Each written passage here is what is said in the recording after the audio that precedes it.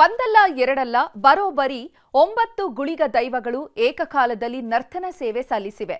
ದುರ್ಗಾ ಪರಮೇಶ್ವರಿ ಕ್ಷೇತ್ರದಲ್ಲಿ ನಡೆದ ಅವಿಸ್ಮರಣೀಯ ಕ್ಷಣಕ್ಕೆ ತುಳುನಾಡಿನ ಜನ ಮಂತ್ರಮುಗ್ಧರಾಗಿದ್ದಾರೆ.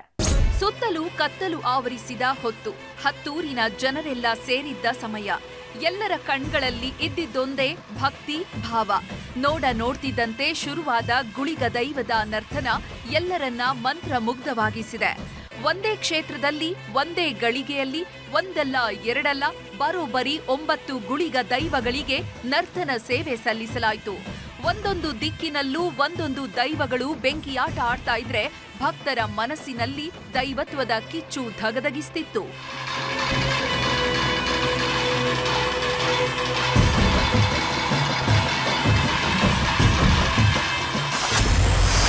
ಒಂದೇ ಕ್ಷೇತ್ರ ಒಂದೇ ಘಳಿಗೆಯಲ್ಲಿ ನವಗುಳಿಗ ಅಬ್ಬರ. ನವಗುಳಿಗ ದರ್ಶನದ ಏಕೈಕ ಕ್ಷೇತ್ರ, ಪುಳುಕಿತರಾದ ಭಕ್ತಗಣ.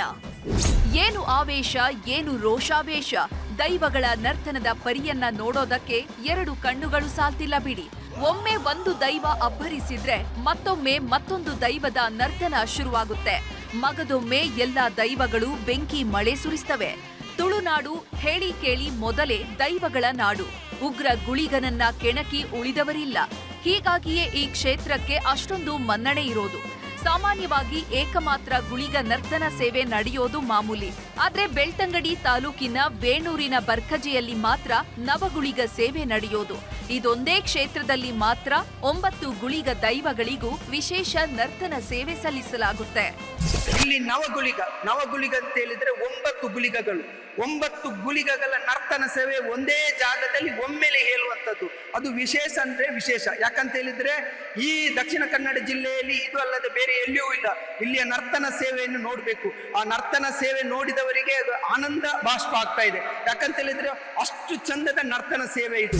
ಇದು ನವದುರ್ಗೆಯರ ದೇವಸ್ಥಾನ. ದುರ್ಗಾ ಪರಮೇಶ್ವರಿಯ ಕ್ಷೇತ್ರ ಪಾಲಕರಾಗಿ ಈ 9 ಗುಳಿಗ ದೈವಗಳು ಇಲ್ಲಿ ನೆಲೆ ನಿಂತಿವೆ.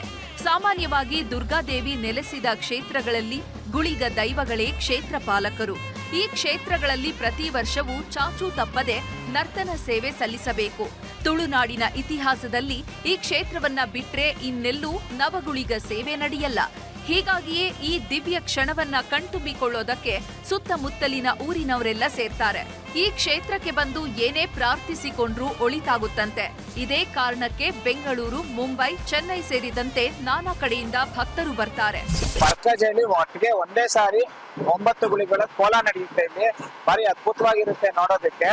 ಈ ದೇವಸ್ಥಾನಕ್ಕೆ ವಿಸಿಟ್ ಮಾಡಿ ಇದ್ರ ಪವರ್ ಏನು ಅಂತ ನಿಮ್ಗೂ ಗೊತ್ತಾಗುತ್ತೆ. ಎಂತ ಕಷ್ಟ ಇದ್ರೂ ಇಲ್ಲಿ ಪರಿಹಾರ ಆಗುತ್ತೆ. 100% ಪರಿಹಾರ ಆಗುತ್ತೆ. ಕಾಂತಾರ ಸಿನಿಮಾ ಬಂದು ಹೋದ್ಮೇಲೆ ದೈವಗಳ ಲೀಲೆ ಗಡಿ ದಾಟಿ ಹೋಗಿದೆ.